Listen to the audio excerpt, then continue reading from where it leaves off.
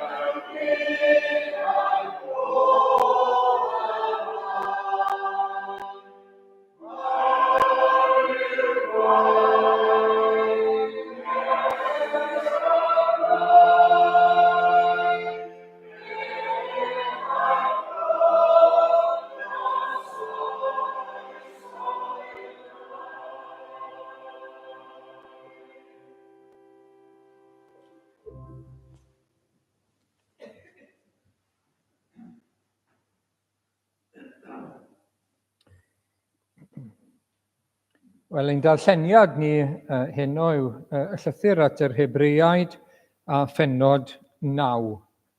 Hebreaid, pennod 9.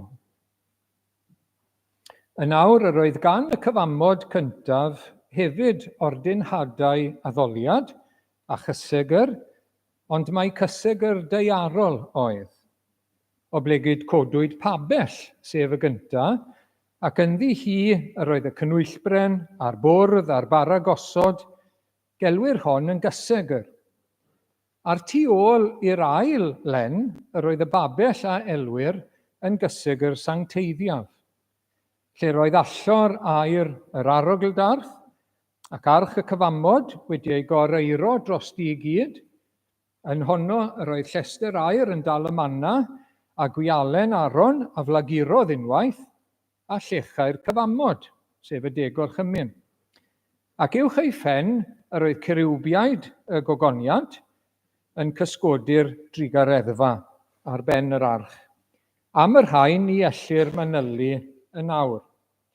Yn ôl y trefniadau hyn, y mae'r offeiriaid yn mynd i mewn yn barhaus i'r babell gyntaf i gyflawni'r gwasanaethau, ond yr arch offeiriad yn unig sy'n mynd i'r ail, unwaith yn y flwyddyn, ac nid yw yntau'n mynd heb waed i'w offrymu dros o'i hun a thros bechodau anfwriadol y bobl.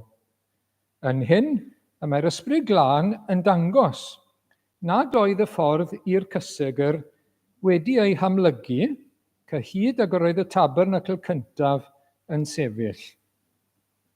Y mae hyn oll yn arwyddlin ar gyfer yr amser presennol.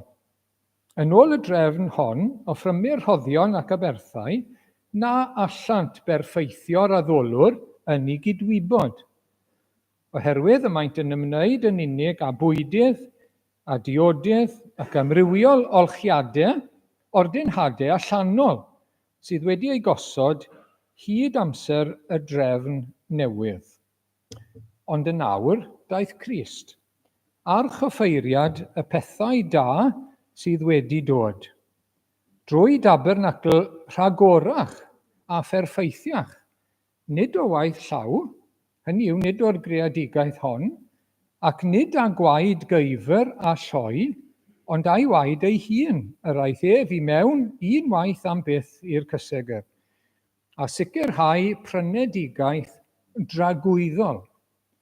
O blegyd os yw gwaed geifr a theirw a llydwaner o'i deini ar yr halogedig yn sancteiddio hyd at buredigaeth allanol, seremoniol, pa faint mwy y bydd gwaed Crist, yr hwn ei offrymodd ei hun trwy'r ysbryd tragwyddol yn ddyn am i Dduw, yn puro ein cydwybod ni oddi wrth weithredoedd meirwon i wasanaethu'r Duw byw.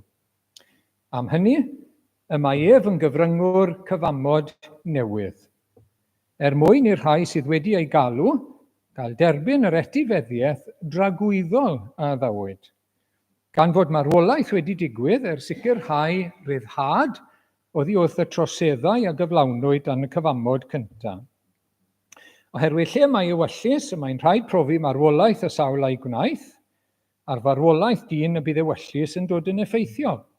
Nid yw byth mewn grym tra bydd y sawl a'i gwnaeth yn fyw. Felly ni sefydlwyd y cyfamod cyntaf hyd yn oed heb waed, o blegyd ar ôl i Moses gyhoeddi'r holl bobl bob gorchymyn yn ôl y gyfraith, cymerodd waed, lloi a geifr gyda dŵr glân a gwlân sgarlad ac isop a'i deinellu ar y llyfr ei hun ac ar yr holl bobl hefyd, gan ddweud, hwn yw gwaed y cyfamod a ordeiniodd Duw ar eich cyfer.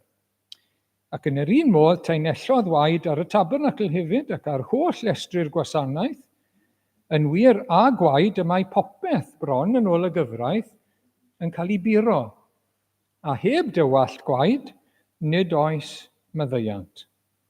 Gan hynny, yr oedd yn rhaid i gysgodau o'r pethau nefol gael ei puro ar pethau hyn.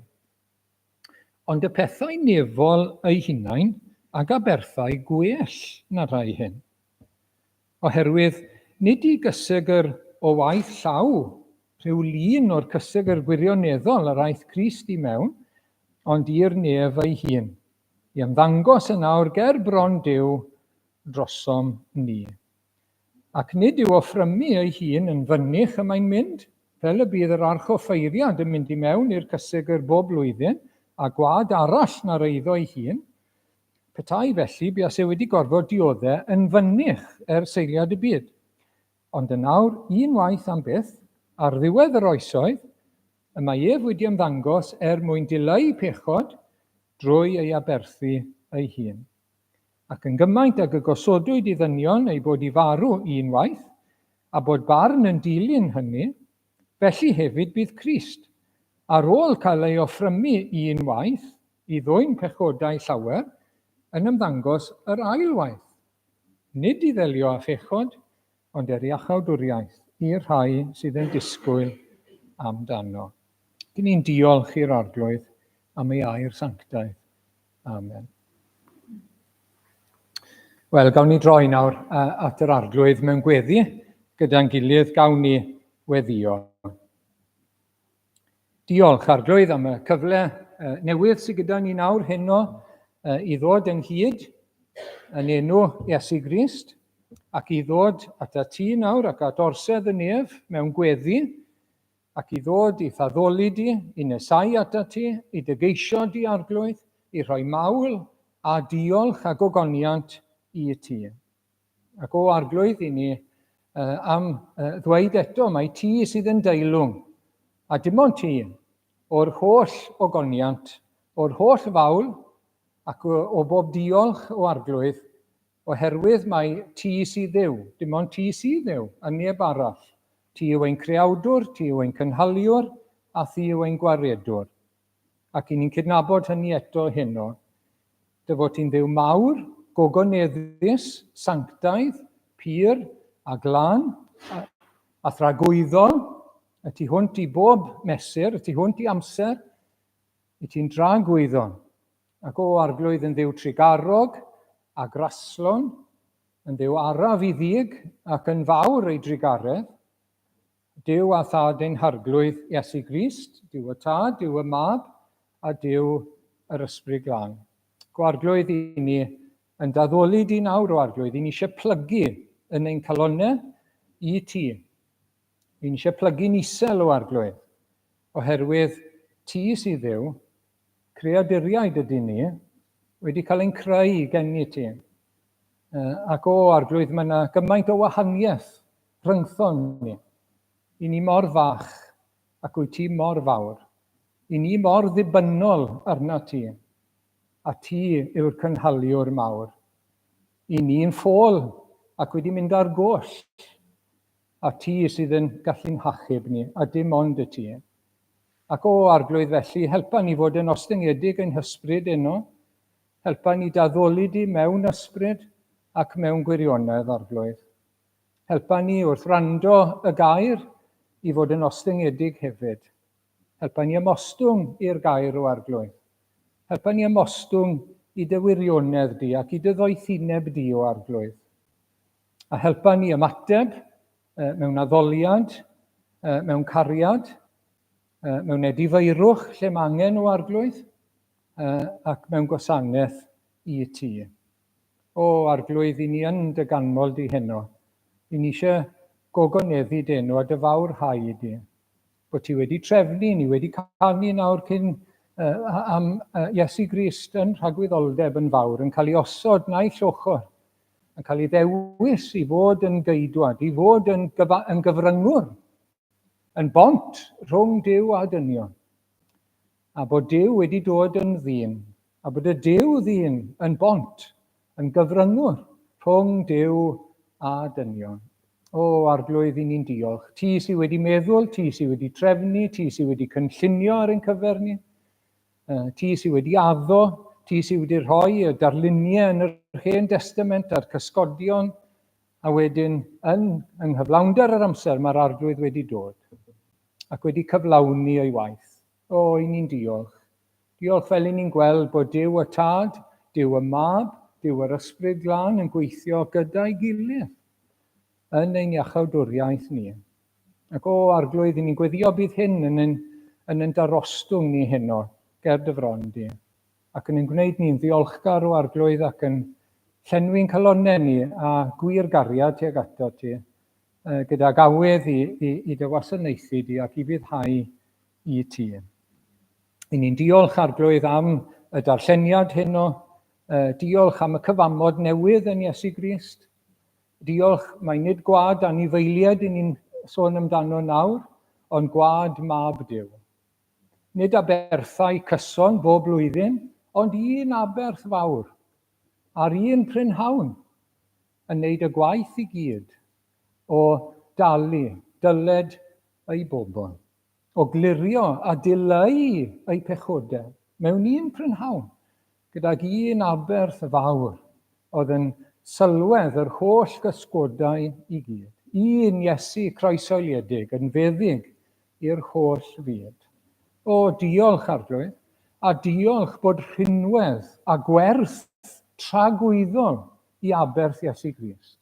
Bod yr effaith yn para am byth.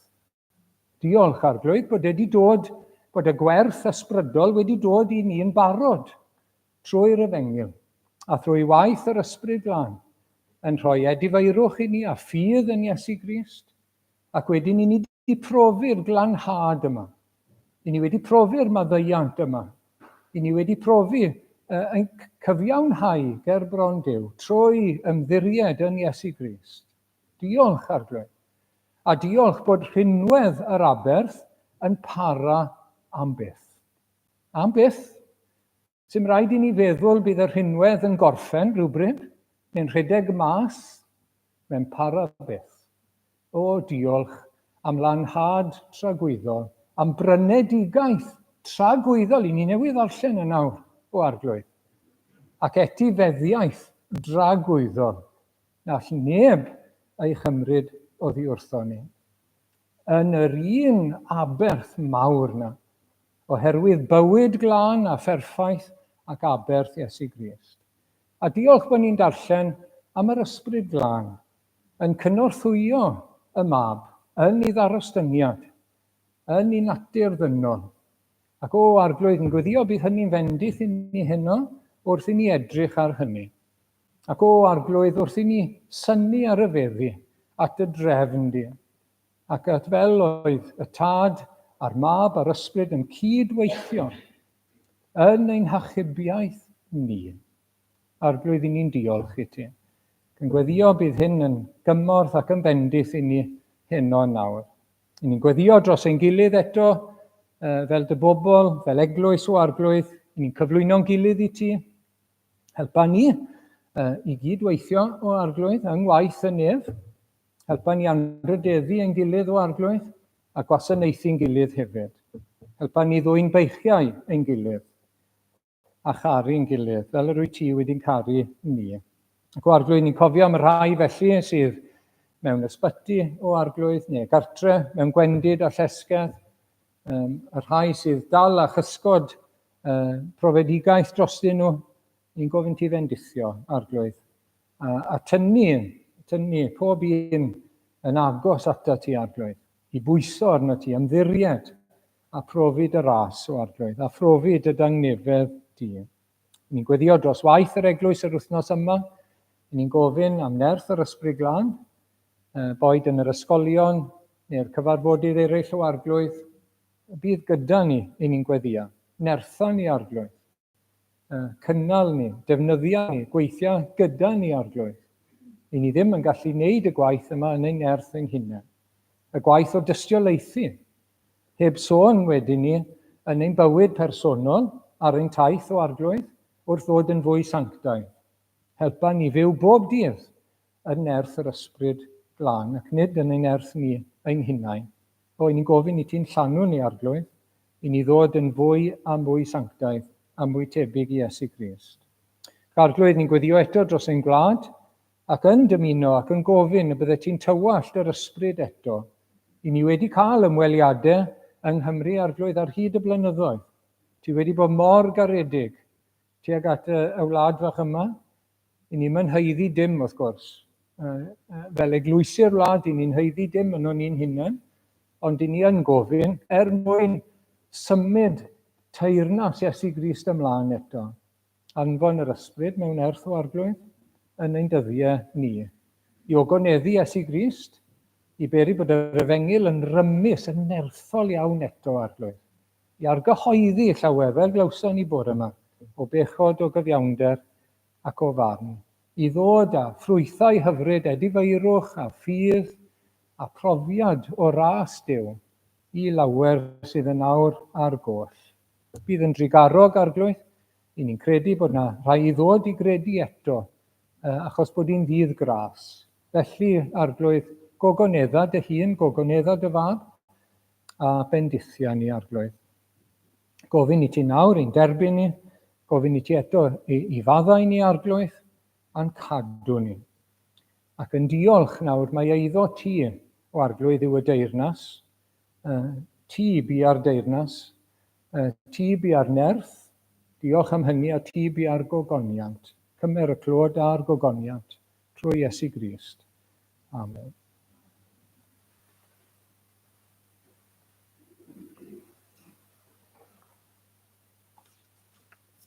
Gawn ni droi at yr ail emyn nawr.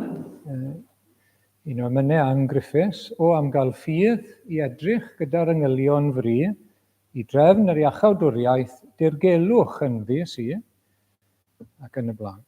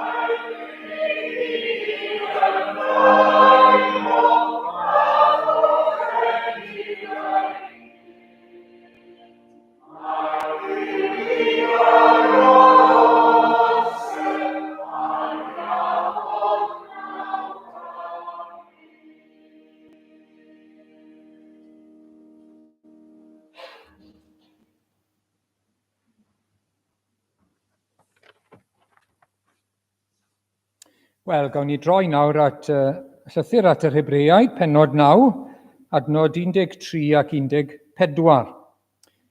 O blegyd, os yw gwaed geifr a theirw a lludw aner o'i deini ar yr halogedig yn sancteiddio hyd at buredigaeth allanol, pa faint mwy y bydd gwaed Crist, yr hwn ei hoffrymodd ei hun trwy'r ysbryd tragwyddol yn ddyn am i Dduw, yn puro ein cydwybod ni oddi wrth weithredoedd meirwan i wasanaethu'r Duw byw.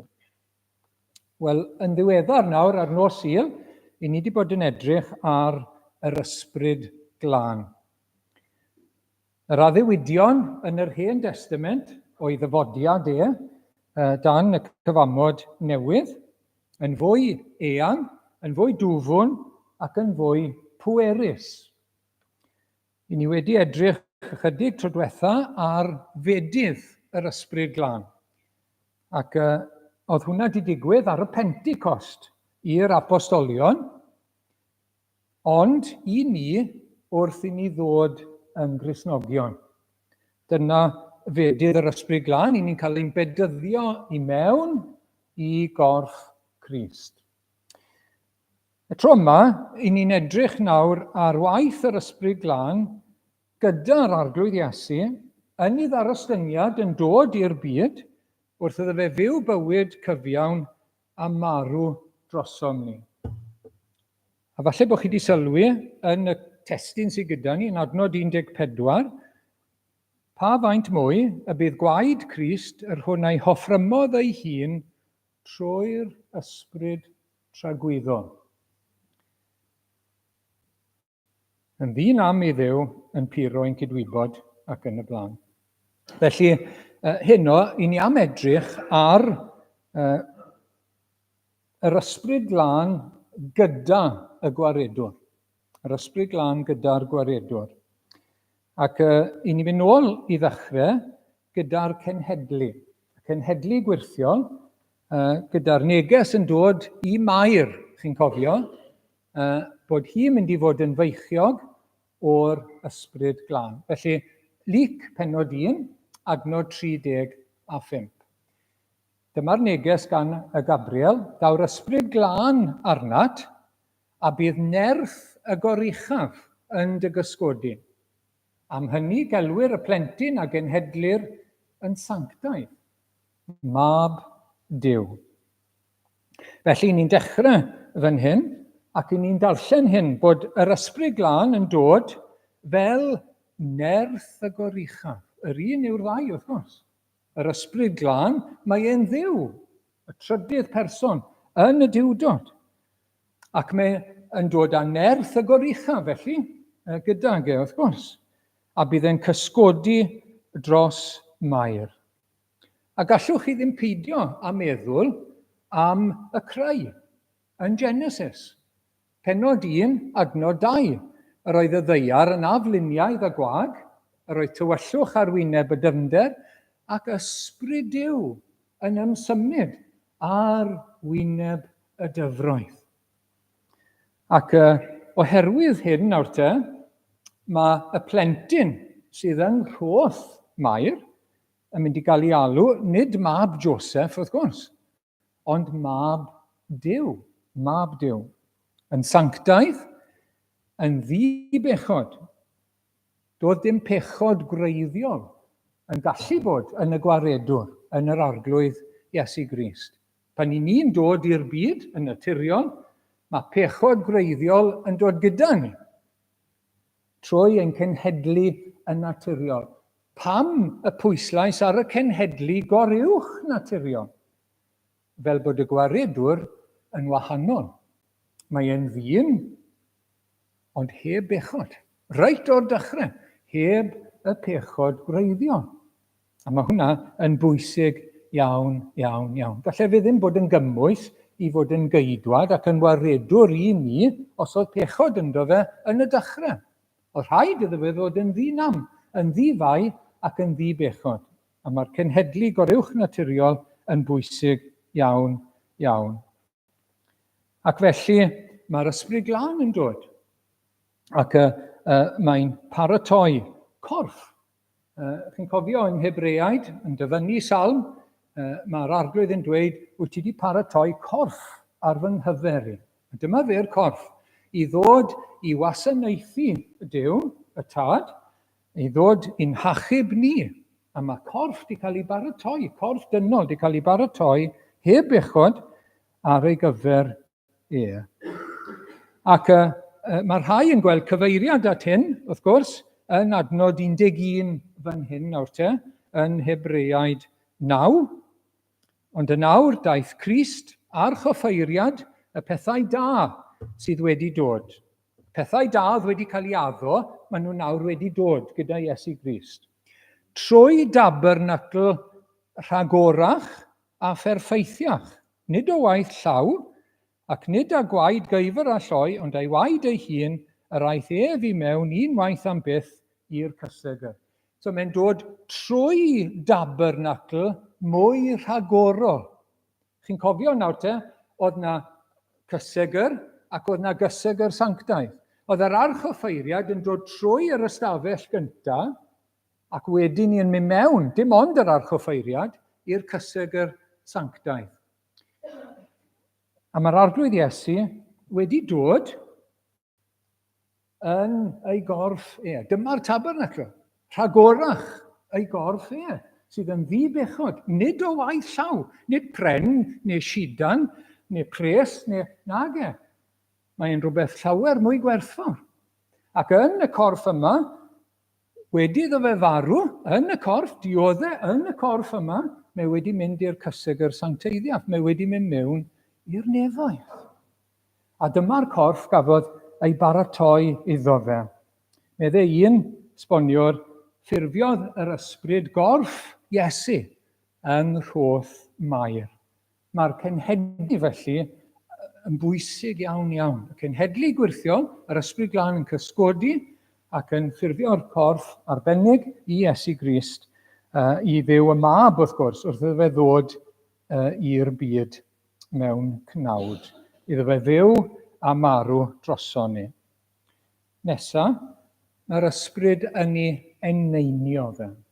Felly ni'n dod at y bedydd Iesu Grist gan Ioan Fedyddiwr, cyn ni'n darllen yn Luc, pennod 3, ar ôl i Iesu gael ei fedyddio, agorwyd y nef, a disgynnodd yr ysbryd glân arno, mewn ffurf gorfforol fel colomau, a daeth llais o'r nef, ti yw fy mab, yr anwylid, yno ti yr oedd yn ymhyfrydu. Felly, ar ôl ei fedydd, mae'r ysbryd yn dod ar Iesu. Yr ysbryd glân yn disgyn arno fe, yw eneinio fe ar gyfer ei weinidogaeth. Mae'r ysbryd yn gwisgo enaid dynol Iesu Grist a phob cymhwyster a nerth ar gyfer ei waith. I ni wedi canu heno am ddwy natur mewn un person.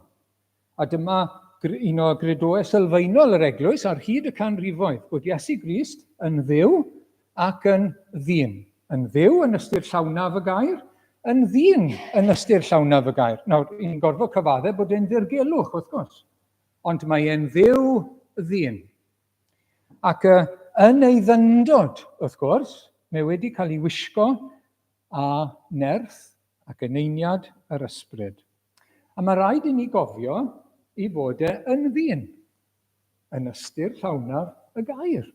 Ac ni'n gallu gweld rhai pethau sy'n yn atgoffa ni o hynny. Oedd gyda fe enaid sensitif yn cael ei effeithio gan bob math o ddioddefiadau. Nid pren oedd e, nid bloc o rew oedd e, ond person oedd e. Person dynol. Heb bechod, ond person dynol. Mae e'n sôn am arswyd. Cyn iddo fe fynd i Getsemane, a cyn iddo fe fynd i'r groes. Mae arswyd yn dod arno fe. Mae'n sôn am ei enaid mewn cyfyngder. Mae'n sôn, ni'n clywed, am ei hoffter. Mae'n hoffi plant. Gadewch i'r plant ddod ata fi. Mae'n rhoi ddwylo arnyn nhw ac yn ei bendithio nhw. Mae yna hoffter at bobl gyda fe, fel Mair a Martha a Lazarus. Mae'n ei hoffi nhw. Hoffter. Mae'n ei caru nhw. I ni'n gweld ei dosturi fe. I ni'n gweld ei gydymdeimlad e. Mae'n gweld pobl fel defaid heb fugail. A mae'n tosturio wrthyn nhw. Mae'n teimlo drostyn nhw. Mwy na maen nhw'n teimlo drostyn nhw eu hunain falle. Mae e'n teimlo drostyn nhw. I ni'n gweld e'n grac. Yn y deml, yn troi'r fordydd. Mae'n mynd yn grac. Heb bechod, ond ni'n gweld y dicter yna ynddo fe. I ni'n gweld diolchgarwch. Pan mae'n torri mas mewn gweddi i ddiolch i'r tad nefo. Diolch bod e wedi datguddio pethau i rai bach, pan mae rai mawr ddim yn gweld dim byd.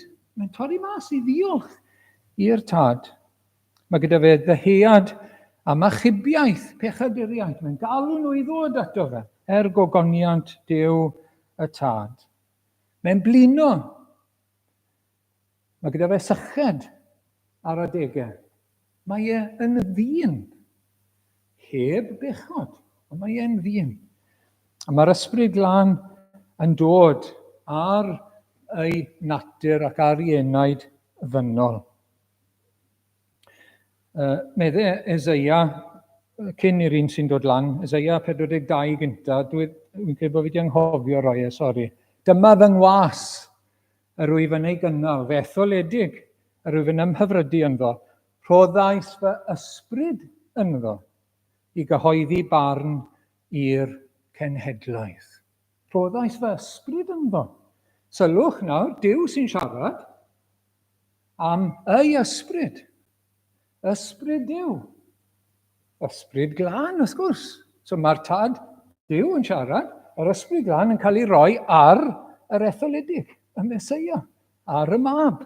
Na chi y drindod gyda'i gilydd.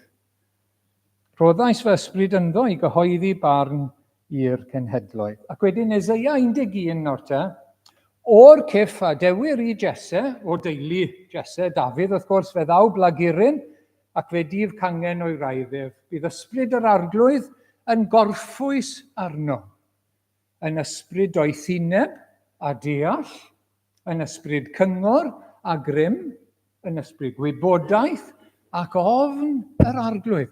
Yr holl ddoniau yma yn dod arno fe trwy yr ysbryd glân.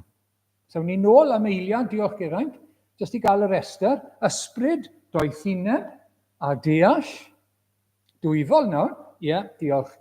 Ac wedyn ysbryd cyngor a grym, ysbryd gwybodaeth ac ofn yr arglwydd. Yn dod arno fe. Yr ysbryd glân yn dod ar enaid dynol yr arglwydd Iesu i'w gymhwyso fe, wrth gwrs. Ac i ni'n gweld effaith hyn ynddo fe, bod e'n ostyngedig. Ac eto, doedd e ddim yn ddi-hyd am bobl. Mae'n amyneddgar. Ac eto mae gyda fe gonsern mawr. Mae e'n wrol ac yn ddewr, ond dyw e ddim yn arw ac yn ryff. Mae'n gymwyn asgar, ond dyw e ddim yn llipa. Mae'n faddeigar, mae'n llawn maddeiant, ac eto, dyw e ddim yn slac am bechod.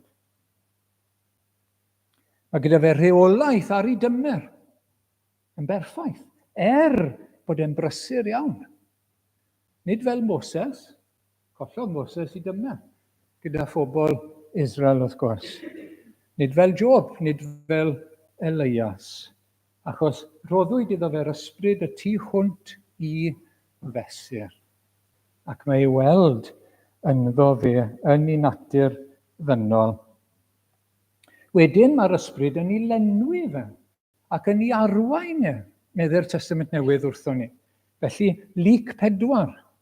Dychwelodd Iesu, mae hwn yn straight ar ôl y bedydd nawr, dychwelodd Iesu yn llawn o'r ysbryd glân, wedi ei lenwi ar ysbryd glân, o'r Iorddonen, ac arweiniwyd ef gan yr ysbryd yn yr anialwch am 20 diwrnod a'r diafol yn ei demtio. Mae dau beth yna, mae'n cael ei lenwi a mae'n cael ei arwain gan yr ysbryd glân.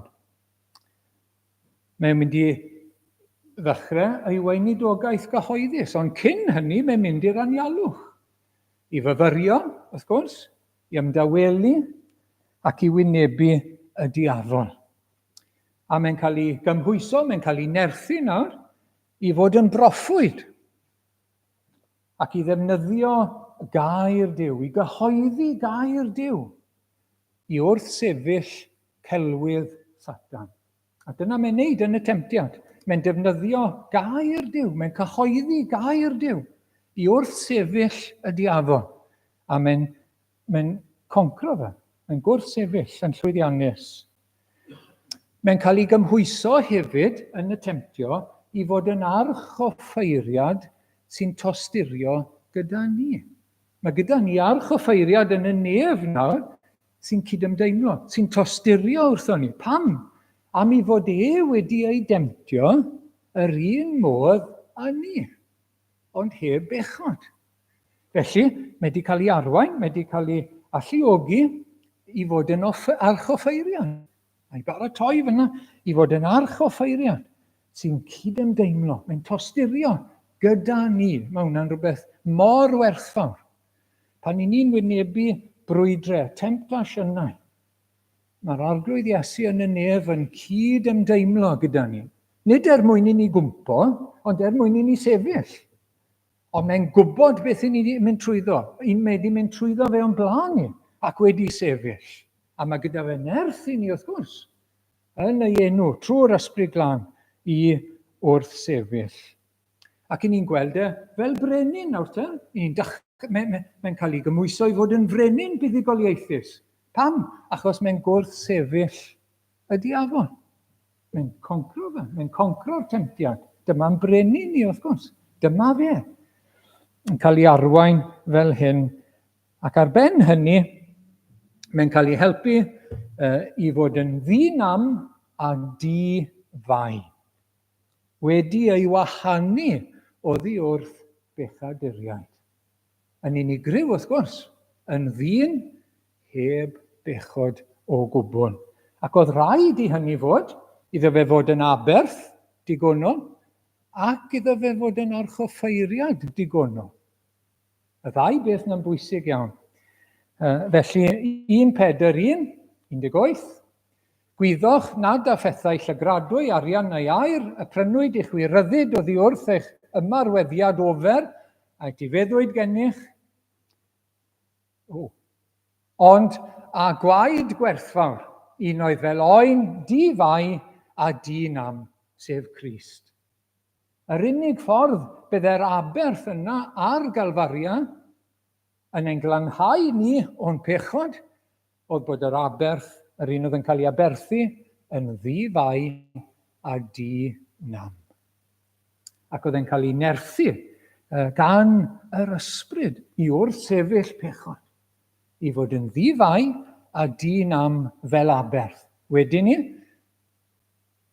fel archoffeiriad, dyma'r math o archoffeiriad sy'n addos i ni, un sanctaidd, di-fai, di-halog, wedi ei ddidoli, wedi ei osod ar wahân mewn dosbarth arall oddi wrth bechaduriaid, ac wedi ei ddyrchafu yn uwch na'r nefoedd.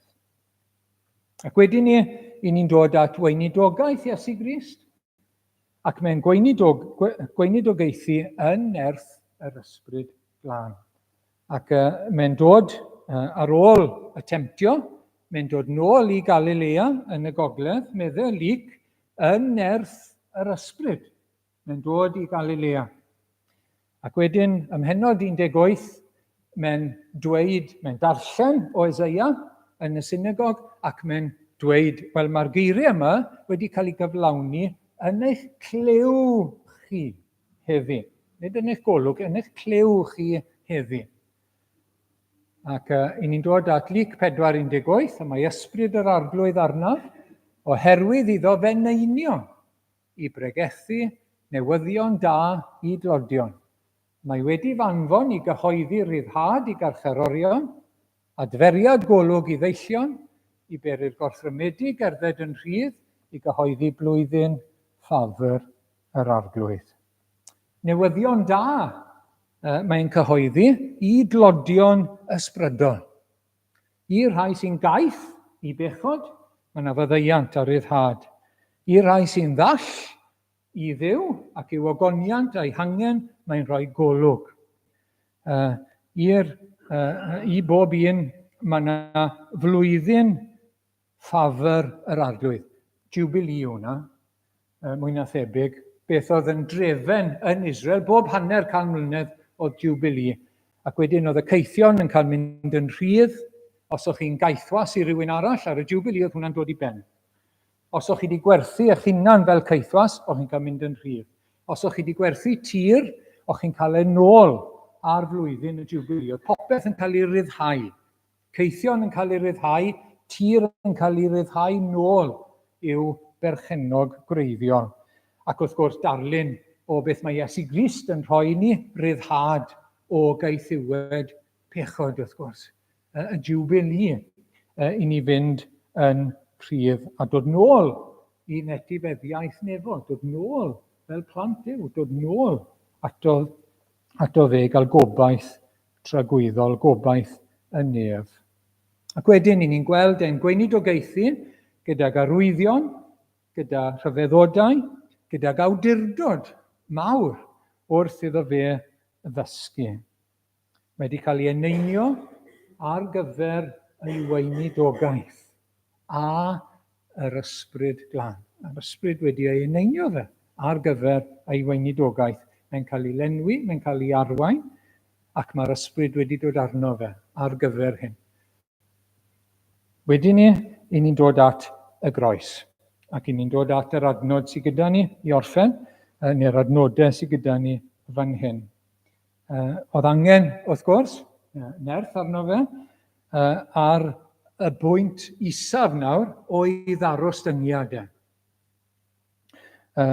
Ac mae'n gweud bod wedi cael ei arwain a bod wedi offrymu ei hunan trwy'r ysbryd tragwyddol. Trwy'r ysbryd glân, yr ysbryd tragwyddol. Byddai'r tad yn ei adael maes o law. Byddai yn y cyfyngder mwyaf eriod. Y nef, y ddaear ac uffern yn ei erbyn e. Ac oedd angen ei nerthu fe yn ei ddyndod nawr i wynebu hyn i gyd. I gael ei gadw rhag tynnu nôl, ac mae'n llwyddo, wrth gwrs, dewyllus di iawn eler i fynd ymlaen. Ond nid rhyw blyster mawr, nid rhyw ddewrder a siow mawr fel Pedr, a wedyn yn cwmpo, nid dyna beth ni'n gweld, ond i fuddod cryf, tawel, i gynllun Duw. Yn nerth gyda help ac arweiniad yr ysbryd glân. Ac wrth gwrs, mae gwerth tragwyddol i aberth Iesu Grist. Un aberth oedd e, nid fel aberthau'r Hen Testament, un aberth mewn un prynhawn oedd aberth mab Duw. Yn yr Hen Drefen, bob blwyddyn, oedd yna aberth dros bechodau'r bobl, cyhoeddi maddeuant a gollyngdod, ond dwi'n chi'n gwneud yr un peth blwyddyn nesaf, Yom Kippur, a chi'n gwneud e bob blwyddyn, yn ailadrodd. Ond nid fel yna mae'r drefen dan y cyfamod newydd. Un waith ac am byth. Un aberth, ac mae gwerth yr aberth yna yn dragwyddo. Yn dragwyddo. Sdim eisiau ailadrodd. Sdim eisiau adnewyddu. Yn para am byth. Mae hwnna'n rhyfeddol, cofiwch. Ac wrth gwrs, mae hyn wedi cael ei ddiogelu achos bod wedi offrymu hunan trwy'r ysbryd tragwyddo. Yr ysbryd tragwyddo. Dyna pam, a sut, mae yna werth a rhinwedd tragwyddol i'r aberth. Nid jyst yr act o farw, chi'n gweld, yn gorfforol. Oedd e gyd yn rhan o'r aberth. Oedd e wedi marw yn gorfforol ac i ni'n cofio hynny. Ond mae'r effaith a'r rhinwedd yn ysbrydol arno ni ac yn dragwyddol arno ni. Mae'n effeithio'r corff a mae'n effeithio yr enaid hefyd. Ac mae'r gwerth yn dod i ni trwy'r ysbryd glân o aberth Iesu Grist. Mae'n dod i ni mewn amser, mae'n dod i bwy bynnag sy'n dod i gredu yn Iesu Grist, a mae'n para byth trwy yr ysbryd tragwyddol. A sylwch, os wnaethoch chi sylwi yn y darlleniad, mae'r gair tragwyddol yn dod tair gwaith yn y darn bach yma. Adnod 12 i ddechrau. Adnod 12, ac nid y gwaed gyfer a lloi, ond ei waed ei hun. Yr aeth ef i mewn un waith am byth i'r cysegr, a sicrhau, diolch Geraint, prynedigaeth dragwyddol. Prynedigaeth dragwyddol. Mae'r rhyddid i ni nawr, oddi wrth ein pechodau yn Iesu Grist, yn dragwyddol. Bydd e byth yn dod i ben. Mae tu hwnt i fesur a mae tu hwnt i amser. Mae'n prynedigaeth ni yn dragwyddol, oherwydd yr un aberth trwy'r ysbryd tragwyddol. Wedyn, adnod 15, am hynny y mae ef yn gyfryngwr cyfamod newydd mwyn i'r rhai sydd wedi ei galw derbyn yr etifeddiaeth dragwyddol a addawyd. Mae'n etifeddiaeth yn y gogoniant, mae'n etifeddiaeth sy'n para yn dragwyddol. Mae tu hwnt i fesur, mae tu hwnt i amser. Beth i ni'n gweld, beth i ni'n ceisio dangos fan hyn heno, o'r adnodau yma, falle beth i ni, sydd ddim yn hollol amlwg trwy'r amser, beth i ni'n gallu anghofio. Rôl yr ysbryd glân, gwaith yr ysbryd glân, gyda yr arglwydd Iesu yn ei ddyndod, mwyn iddo fe lwyddo yn ei fywyd ac yn ei farwolaeth drosom ni. A beth i ni'n gweld yw y diwdod yn gweithio gyda'i gilydd. Y Tad, y Mab a'r Ysbryd Glân. Maen nhw'n gyfartal. Maen nhw'n cyd dragwyddol ac yn gyfartal. Ac eto, mwyn ein hachub ni, mae gyda nhw waith gwahanol. Mae gyda nhw rôl gwahanol. A mae'r ysbryd yn gyfnerthwr. Chi'n gweld fan hyn? Mae'r ysbryd yn dod ar yr arglwydd yn ei ddyndod ac yn ei nerthu, yn ei arwain, yn ei lenwi fe.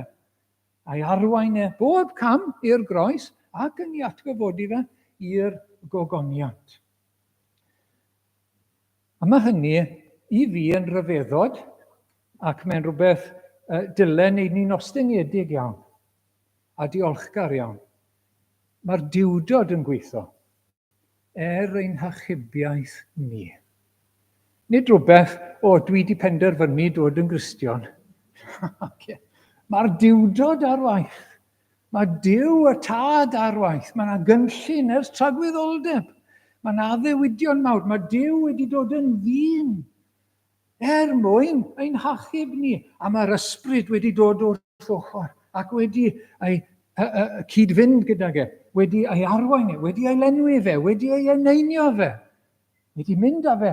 Ac yr ysbryd tragwyddol yn mynd â fe trwy y dioddefaint mawr. Fel bod e'n llwyddo, fel bod e'n gorffen ei waith, fel bod e'n sicrhau iachawdwriaeth dragwyddol i bob un sy'n credu yn yr arglwydd Iesu Grist. Un pwynt bach arall i orffen. Os oedd angen nerth, eneiniad, arweiniad, llawnder yr ysbryd ar yr arglwydd yn ei ddyndod, pa faint mwy mae angen arno ni. Pa faint mwy mae angen eneiniad yr ysbryd glân arno ni mewn unrhyw weinidogaeth. Pa faint mwy mae angen ein llenwi ni a'n harwain ni gan yr ysbryd glân i fod yn fwy sanctaidd. I ni ddim yn sanctaidd, ond yn fwy sanctaidd, yn fwy tebyg i'r arglwydd Iesu Grist. Ac os oedd y diwdod yn fodlon cydweithio i sicrhau ein achubiaeth ni, gallwn ni fod yn siŵr bod yr arglwydd yn fodlon ein llenwi ni ar ysbryd glân hefyd.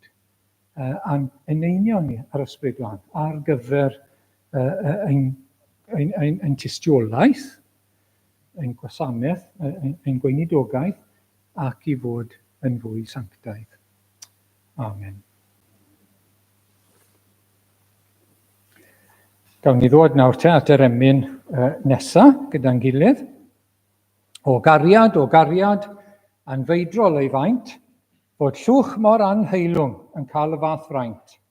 Cael heddwch cydwybod a'i chlirio trwy'r gwaed, a chorff y farwolaeth, sef pechod, dan draed.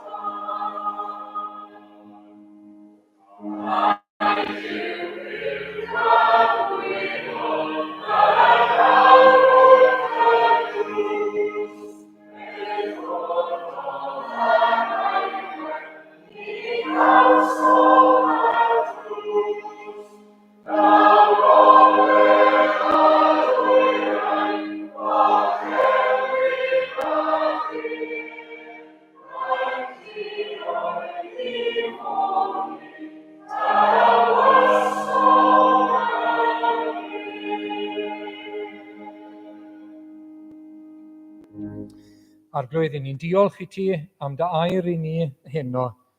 Ac arglwydd, i ni'n diolch ac yn rhyfeddu bod y Tad, y Mab a'r Ysbryd Glân yn cydweithio yn berffaith mwyn ein hachubiaeth ni, mwyn ein iachawdwriaeth ni, gogoniant i'th ras. Arglwydd, i ni'n diolch. Di ni ddim yn deall yn gwmws am manylion i gyd, bod Iesu Grist wrth gwrs yn dduw ac yn ddyn, ac yn ei ddyndod yn cael help a nerth yr Ysbryd Glân. Arglwydd, i ni'n diolch, oherwydd bod ei fywyd a'i farwolaeth yn llwyddiant, oherwydd bod wedi cyflawni ei waith yn berffaith drosom ni. I ni'n credu bod ei ddyndod rywsut yn cael ei gynnal gan ei ddiwdod hefyd, yn ogystal â cael arweiniad ac eneiniad yr Ysbryd Glân. Arglwydd, i ni'n diolch i ti, ac yn canmol dy enw di. Ac arglwydd, i ni'n gweddio trwy hyn, a byddi di'n cynyddu ein diolchgarwch i ti, ein gwerthfawrogiad a'n cariad tuag ato ti, y diwdod mawr, y Duw mawr bendigedig, yn Dad, Mab ac Ysbryd Glân. Amen.